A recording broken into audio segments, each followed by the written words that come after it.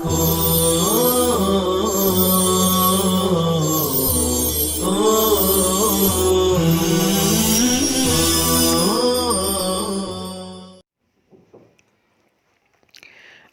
للہ رب العالمین والصلاة والسلام علی سید الانبیاء والمرسلین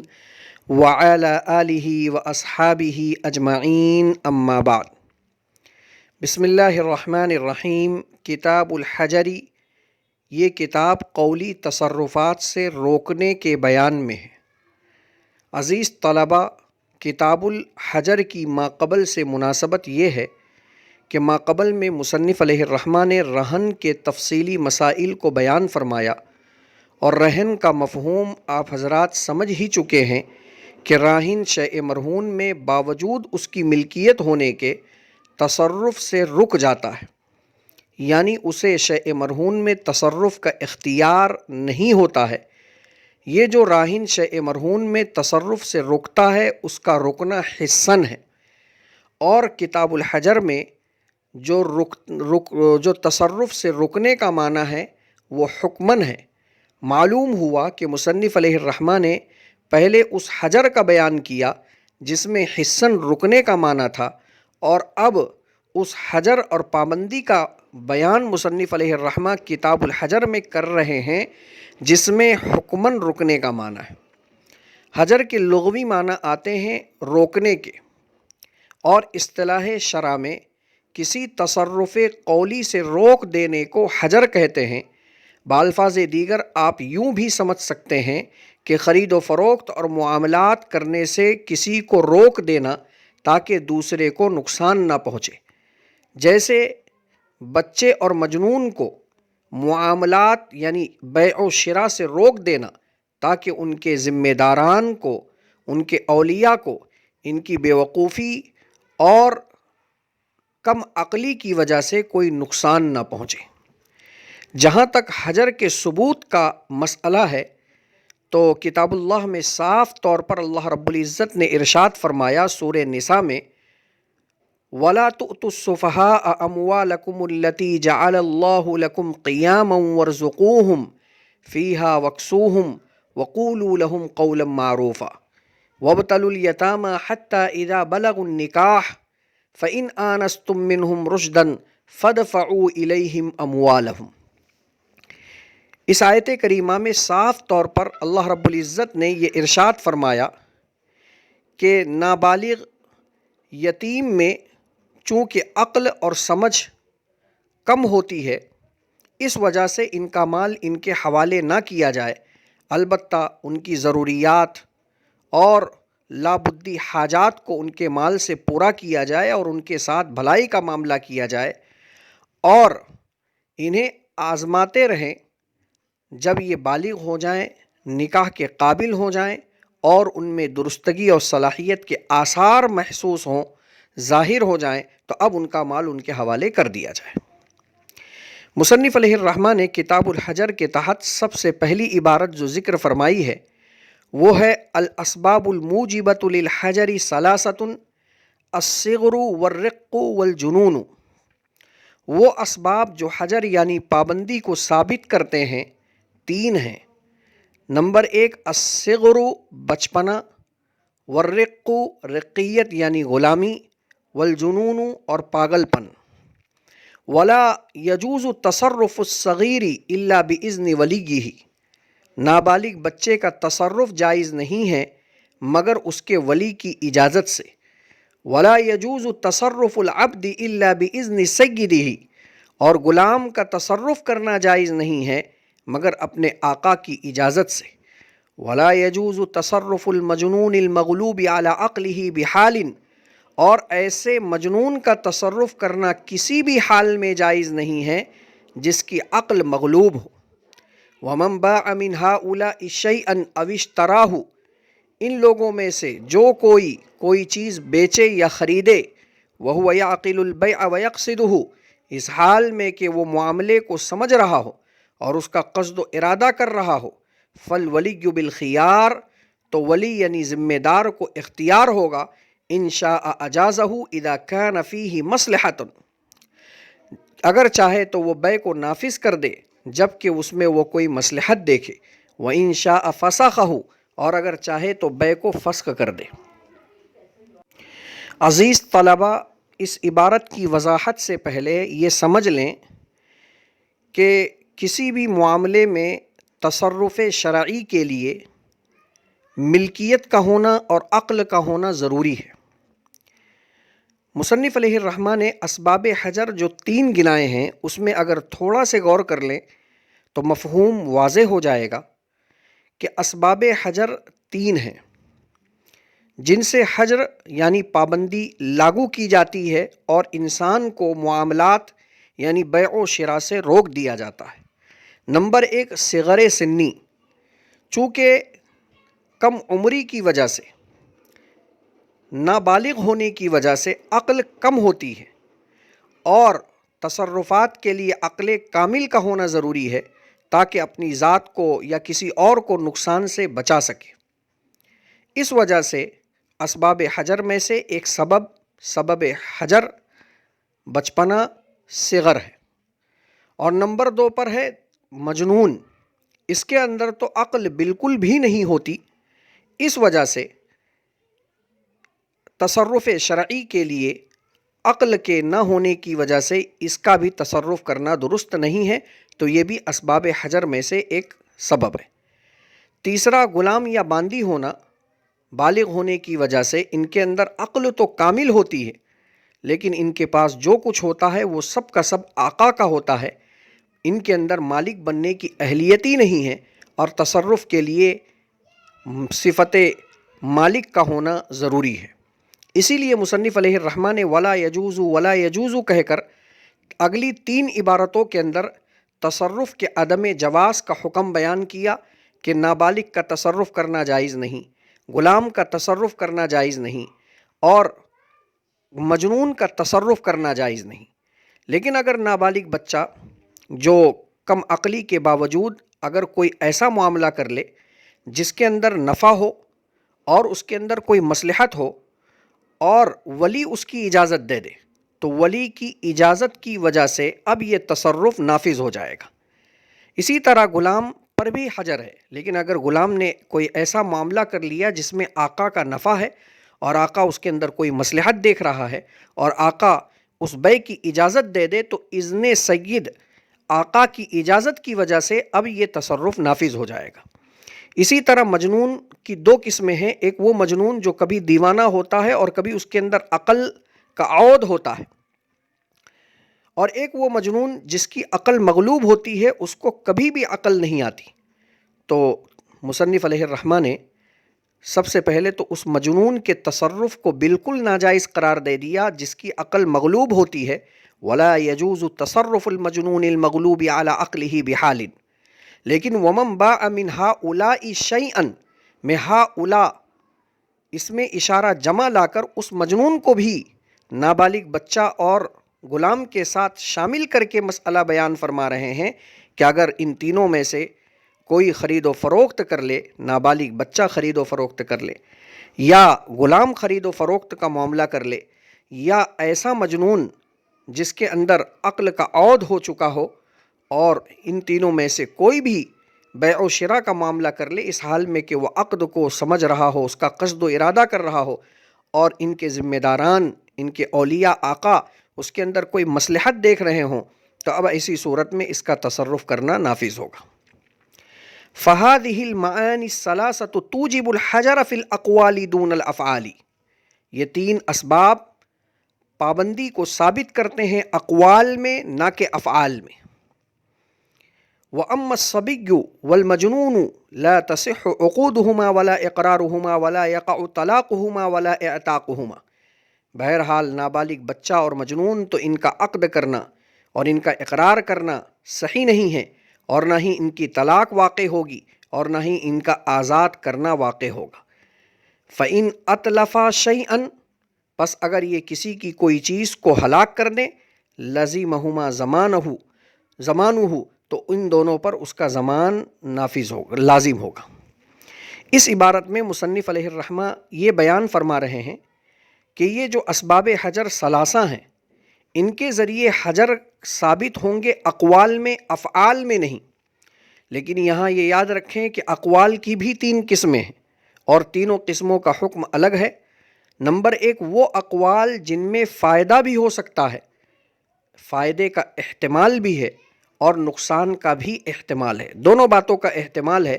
تو ایسی صورت میں خرید و فروخت ان کے ذمہ داران اولیاء کی اجازت پر موقوف ہوگا، جو کہ ابھی آپ نے اوپر کی عبارت میں پڑھ لیا کہ نابالغ بچے نے اگر کوئی معاملہ کر لیا اور ولی اجازت دے دے، غلام نے اگر کوئی معاملہ کر لیا اور آقا نے اس میں مصلحت دیکھ کر اس کو نافذ کر دیا، تب تو وہ نافذ ہو جائے گا، اور اگر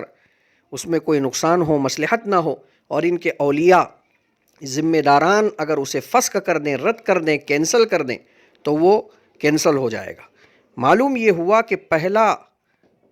قول وہ ہے جس میں دونوں باتوں کا، نفع اور نقصان دونوں باتوں کا احتمال ہے، ان کا نافذ ہونا، فسخ ہونا، یہ علی اجازت الولی، ولی کی اجازت پر موقوف ہوگا۔ نمبر 2 وہ اقوال جن میں مجنون اور نابالغ بچے کا نقصان ہی نقصان ہے، جیسے اگر یہ اپنے بیوی کو طلاق دیتے ہیں، اپنے غلام کو آزاد کرتے ہیں، تو اس میں نفع کا کوئی شائبہ نہیں ہے، نفع کا کوئی جز یہاں موجود نہیں ہے، صرف نقصان ہی نقصان ہے۔ تو ایسے اقوال پر پابندی عائد ہوگی اور ان کا طلاق دینا اور ان کا آزاد کرنا بالکل بھی نافذ نہیں ہوگا، جیسے کہ ابھی آپ نے متن کا ترجمہ سن لیا، وَلَا يَقَعُ طَلَاقُهُمَا وَلَا اعْتَاقُهُمَا۔ اور یاد رکھیں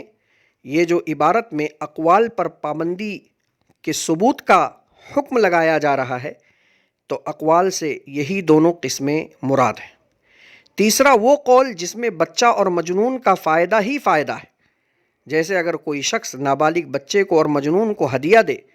تو ہدیے کے قبول کرنے میں فائدہ ہی فائدہ ہے، لہٰذا قبول ہدیہ والا قول یہ نافذ ہوگا، اس پر کسی قسم کی کوئی پابندی عائد نہیں ہوگی۔ لیکن یاد رکھیں یہ اسباب حجر اقوال میں تو نافذ ہوں گے، اور اقوال میں سے بھی پہلی دونوں قسم کے اقوال میں، نہ کہ تیسری قسم کے اقوال میں، اور اسی طریقے سے افعال میں کسی قسم کی کوئی پابندی نہیں ہوگی، یعنی اگر انہوں نے کسی کا کوئی نقصان کر دیا فَإِنْ أَتْلَفَا شَيْئًا لَزِمَهُمَا زَمَانُهُ، اسی بات کو مصنف علیہ الرحمٰن نے عبارت میں ذکر کیا کہ اگر انہوں نے کسی کا کوئی نقصان کر دیا، جس سے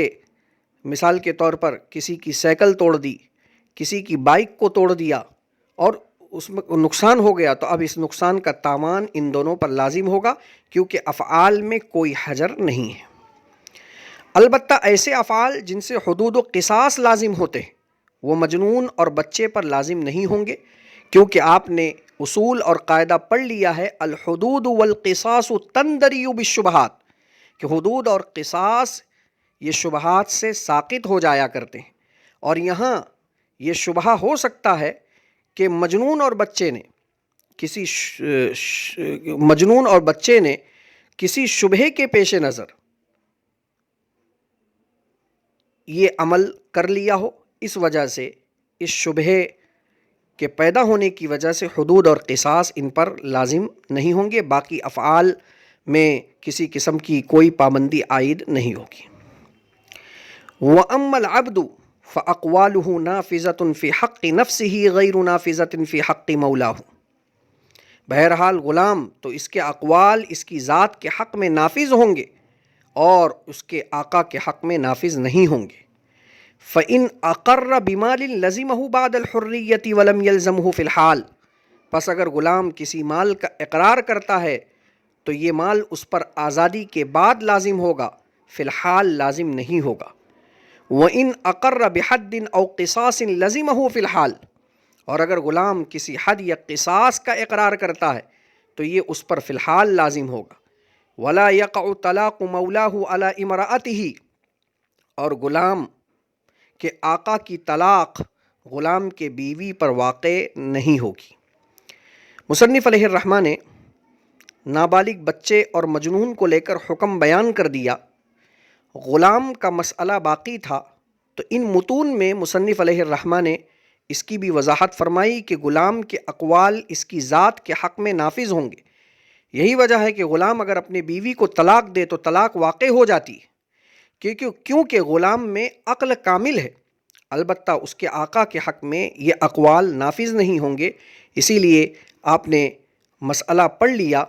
کہ اگر یہ آقا کی اجازت کے بغیر کوئی معاملہ کر لے تو آقا کے اجازت پر وہ موقوف ہوگا، اور اگر غلام اپنی ذات پر کوئی مال کا اقرار کرتا ہے تو یہ مال آزادی کے بعد اس پر لازم ہوگا، فی الحال لازم نہیں ہوگا، اس لیے کہ فی الحال لازم کرنے میں آقا کا نقصان ہے کہ غلام کی ذات کو فروخت کیا جائے گا اور اس کا قرضہ ادا کیا جائے گا، تو اس میں سراسر آقا کا نقصان ہے، لہٰذا اس کے اقرار سے دوسرے کا نقصان نہ ہو، اس بات کا خیال رکھتے ہوئے فی الحال یہ اقرار کا مال اس پر لازم نہیں کیا جائے گا، البتہ آزادی کے بعد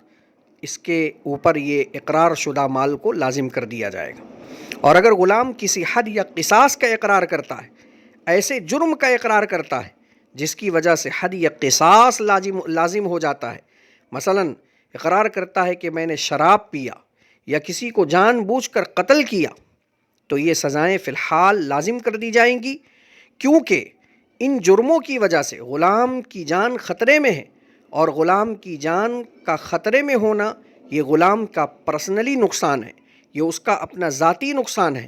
اور اقوال ذات کے حق میں غلام کے لیے نافذ ہو جایا کرتے ہیں، اس لیے حد اور قصاص کو فی الفور نافذ کر دیا جائے گا۔ وَيَنْفُذُ طلاقہ، اور غلام کی طلاق نافذ ہو جائے گی، بتا چکے ہیں ہم، اس لیے کہ یہ بھی غلام کا قول ہے، اور طلاق کے واقع ہونے میں غلام کا اپنا ذاتی نقصان ہے، اس وجہ سے کسی اور کا نقصان نہیں ہے، اس وجہ سے غلام کی بیوی کو طلاق واقع ہو جائے گی۔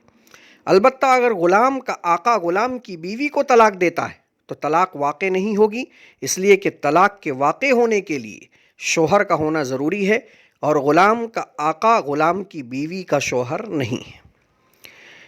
وقال ابو حنیفہ رحمہ اللہ تعالی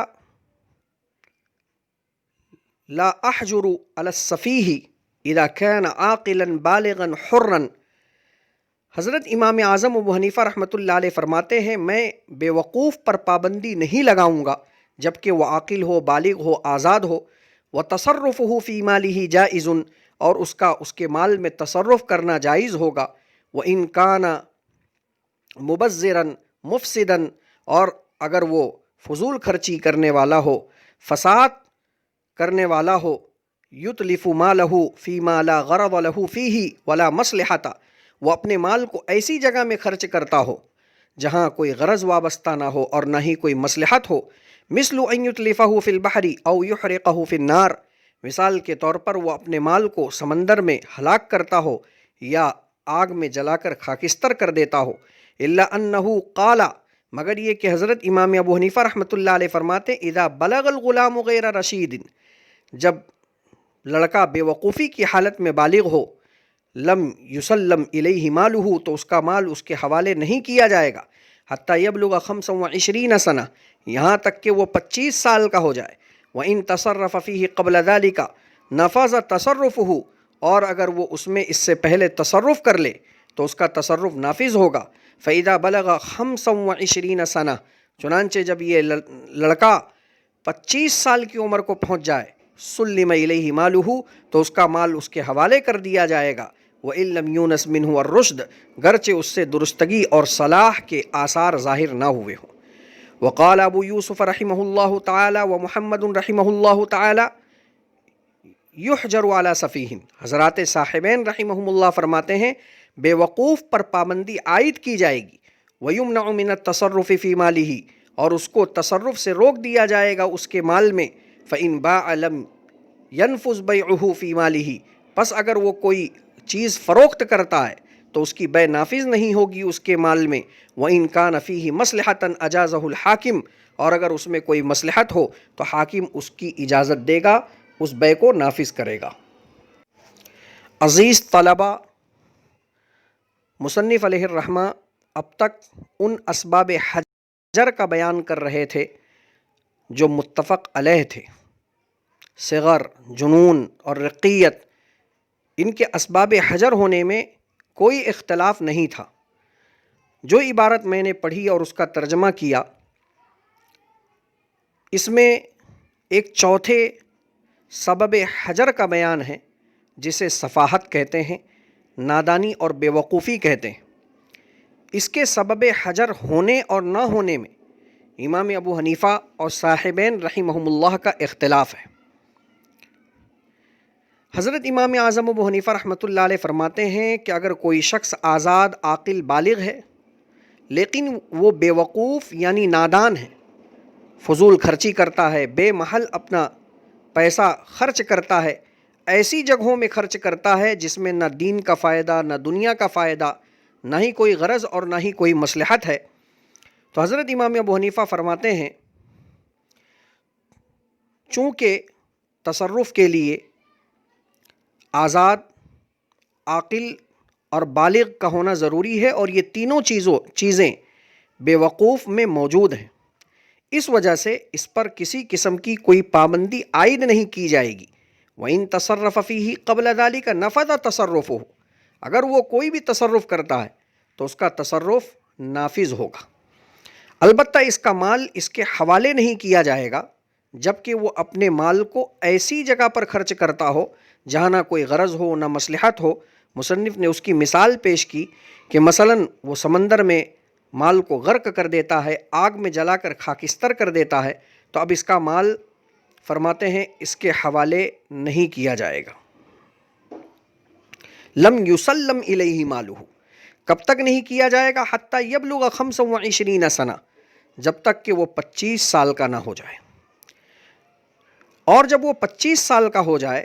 تو حضرت امام ابو حنیفہ رحمۃ اللہ علیہ فرماتے ہیں اگرچہ صلاح اور درستگی کے آثار ظاہر نہ بھی ہوئے ہوں، اس کا مال اس کے حوالے کر دیا جائے گا۔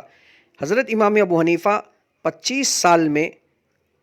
یہ قیاس کرتے ہیں کہ اور یہ اندازہ لگاتے ہیں کہ انسان دادا بن جاتا ہے اور اس کے اندر دادا بننے کی صلاحیت بھی ہو جاتی ہے۔ مثلاً 12 سال کی عمر میں بالغ ہوا، پھر اس نے کسی عورت سے شادی کی اور 6 ماہ میں بچہ پیدا ہوا، اور اس بچے نے 12 سال کی عمر میں شادی کی تو اس کے باپ کی عمر 24.5 سال ہوئی، اور پھر اس کے بیٹے کے وہاں پر بھی 6 مہینے میں بچہ پیدا ہوا، تو 25 سال کی عمر میں یہ آدمی دادا بن گیا،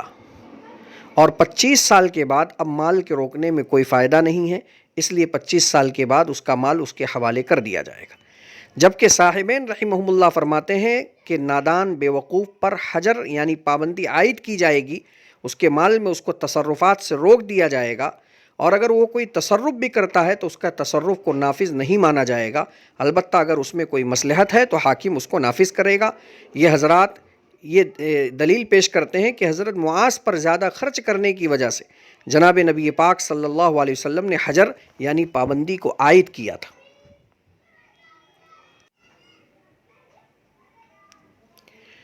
اس سلسلے میں فتویٰ صاحبین رحمہم اللہ کے قول پر ہے، کیونکہ کتاب اللہ میں صاف طور پر عبارت النص میں بیان کر دیا گیا وَلَا تُؤْتُوا السُّفَهَاءَ أَمْوَالَكُمُ الَّتِي جَعَلَ اللَّهُ لَكُمْ قِيَامًا وَارْزُقُوهُمْ فِيهَا وَاكْسُوهُمْ۔ آیت کریمہ میں صاف طور پر بیان کر دیا گیا کہ سفیہ کا مال اس کے حوالے نہیں کیا جائے گا کہ وہ اس میں تصرف کر سکے، بلکہ اس کا مال اپنے قبضے میں رکھ کر، اپنی نگرانی میں رکھ کر اس کی ضروریات کا بندوبست کیا جائے گا، اور یہ بھی چونکہ ایک قسم کا حجر ہے، لہٰذا حجر کا بیان سفیہ کے لیے صراحتاً کتاب اللہ میں موجود ہے۔ اس کو بنیاد بناتے ہوئے فقہاء نے صاحبین رحمہم اللہ کے قول پر فتویٰ دیا ہے۔ وَإِنْ أَعْتَقَ عَبْدًا نَفَذَ عِتْقُهُ عَلَى عَبْدٍ أَنْ يَسْعَى فِي قِيمَتِهِ، اور اگر سفیہ کوئی غلام آزاد کر دے، نَفَذَ عِتْقُهُ تو اس کا آزاد کرنا نافذ ہو جائے گا، عَلَى عَبْدٍ أَنْ يَسْعَى فِي قِيمَتِهِ، اور غلام پر لازم ہوگا کہ وہ اپنی قیمت کمائے۔ اس عبارت میں یہ مسئلہ ذکر کیا جا رہا ہے کہ بے وقوف پر پابندی جو عائد کی گئی ہے، اس کے باوجود اگر اس نے اپنا غلام آزاد کر دیا تو حضرت امام ابو حنیفہ رحمۃ اللہ علیہ کے نزدیک چونکہ سفیہ پر حجر ہی نہیں ہے، اس وجہ سے ان کے نزدیک غلام تو آزاد ہوگا ہی، صاحبین رحمہم اللہ کے نزدیک بھی غلام آزاد ہوگا، البتہ غلام پر لازم ہوگا کہ اس کی قیمت جتنی بھی ہے اس کو کما کر بیوقوف آقا کو دے تاکہ بیوقوف نقصان سے بچ جائے۔ وَإِن تَزَوَّجَ امرأةً، اور اگر بیوقوف نکاح کرے، جاز نکاحہ، تو اس کا نکاح کرنا جائز ہے، فَإِن سَمَّا لَهَا مَهْرًا، پس اگر وہ مہر بیان کرے، جاز منہ مقدار مہر مثلها، تو مہر مثل کی مقدار جائز ہوگی، وَبَطَلَ الْفَضْلُ، اور اس سے زیادہ باطل ہوگا۔ اس عبارت میں مصنف علیہ الرحمہ یہ بیان کر رہے ہیں کہ اگر بیوقوف نکاح کریں تو اس کا نکاح جائز ہوگا، کیونکہ نکاح بھی ضروریات میں سے ہے، جیسے کھانا پینا، کپڑا، رہنا، یہ سب ضروریات میں سے ہے، ایسے ہی نکاح بھی ضروریات میں سے ہے، لہٰذا شادی اور نکاح کے ضروریات اصلیہ میں داخل ہونے کی وجہ سے بیوقوف کے لیے نکاح کرنا جائز ہوگا، البتہ مہر مثل کی مقدار تک تو اس کے لیے مہر کا بیان کرنا جائز ہوگا اور وہی دینا جائز ہوگا، لازم ہوگا، اور جو زیادتی ہوگی وہ پابندی کے ہونے کی وجہ سے، حجر کے ہونے کی وجہ سے وہ باطل ہوگی۔ وقال رحمہم اللہ تعالی فی من بلغ غیر رشید، صاحبین رحمہم اللہ اس شخص کے بارے میں بیان فرماتے ہیں جو بے وقوفی ہی کی حالت میں بالغ ہوا، لا يدفع الیہ مالہ ابدا، اس کا مال اس کے حوالے کبھی بھی نہیں کیا جائے گا، حتی یونس منہ الرشد، یہاں تک کہ اس سے درستگی اور صلاح کے آثار ظاہر نہ ہو جائے، ولا یجوز تصرفہ فیہ، اور اس میں تصرف کرنا جائز نہیں ہوگا۔ ابھی یہ مسئلہ آپ حضرات کے سامنے گزرا کہ صاحبین رحمہم اللہ کے نزدیک بے وقوف پر پابندی عائد کی گئی ہے، اور حضرات صاحبین جب تک اس سے درستگی اور صلاح کے ظاہر ہونے کی صفت کو نہیں پا لیتے اس وقت تک وہ پابندی عائد کرنے کے قائل ہیں، چونکہ پابندی کے عائد کرنے کی علت بے وقوفی ہے، نادانی ہے، اور وہ اب بھی موجود ہے، اس وجہ سے اس کا تصرف کرنا نافذ نہیں ہوگا، جائز نہیں ہوگا۔ وَتُخْرَجُ الزَّكَاةُ مِن مَّالِ السَّفِيهِ، بے وقوف کے مال سے زکوٰۃ نکالی جائے گی۔ بے وقوف چونکہ بالغ ہے، آزاد ہے، اور اس کے اندر تھوڑی بہت عقل بھی ہے، اس لیے یہ زکوٰۃ کا مکلف ہوگا۔ اگر وہ صاحب نصاب ہے تو اس پر زکوٰۃ واجب ہوگی، اس وجہ سے اس کے مال میں سے باقاعدہ حولان حول کے بعد زکوٰۃ کو نکالا جائے گا اور اسے دے دیا جائے گا تاکہ وہ مصرف میں صرف کرے۔ وَيُنْفَقُ عَلَى أَوْلَادِهِ وَزَوْجَتِهِ وَمَنْ يَجِبُ نَفَقَتُهُ عَلَيْهِ مِنْ ذَوِي الْأَرْحَامِ، اور اس کے اولاد پر، بیوی بچوں پر خرچ کیا جائے گا، اور ایسے لوگوں پر خرچ کیا جائے گا جن کا خرچہ اس پر واجب ہے رشتہ داروں میں سے۔ بے وقوف کی حاجت اصلیہ میں جیسے مال خرچ کیا جائے گا، ایسے ہی ان لوگوں پر خرچ کرنا حاجت اصلیہ میں داخل ہے جو اس کی ذمہ داری میں ہے، جیسے اس کے بیوی بچے اور وہ رشتہ دار جن کا نفقہ اس پر لازم ہے، لہٰذا ان کا خرچہ بھی اس کے مال میں سے ادا کیا جائے گا۔ فَإِنْ أَرَادَ حَجَّةَ الْإِسْلَامِ، پس اگر بے وقوف حج کا ارادہ کرے، لم یمنع منہا، تو اس کو اس سے نہیں روکا جائے گا، ولا یسلم القاضی النفقۃ الیہ، اور قاضی اسے خرچ حوالے نہیں کرے گا، ولکن یسلمھا الی ثقۃ من الحاج، مگر یہ کہ وہ حاجیوں میں سے با اعتماد شخص کو خرچہ دے دے گا، ینفقھا علیہ فی طریق الحج، جو اس پر راستہ حج میں خرچ کرتا رہے گا۔ بے وقوف اگر حج کرنا چاہے تو قاضی اس کو شرعاً منع نہیں کر سکتا، کیونکہ حج بیت اللہ یہ ایک امر فرض ہے، امر واجب ہے، اور اس کی ادائیگی سے کسی کو بھی روکا نہیں جا سکتا۔ البتہ حج میں جانے والے کسی بااعتماد شخص کو یہ خرچ حوالے کرے گا جو اس کی ضروریات میں خرچ کرے، بے وقوف کو نہیں دے گا، اس لیے کہ یہاں خطرہ لاحق ہے کہ وہ فضول خرچی کر کے اپنا مال ہلاک کر لے۔ فَإِن مَرِضَ، پس اگر یہ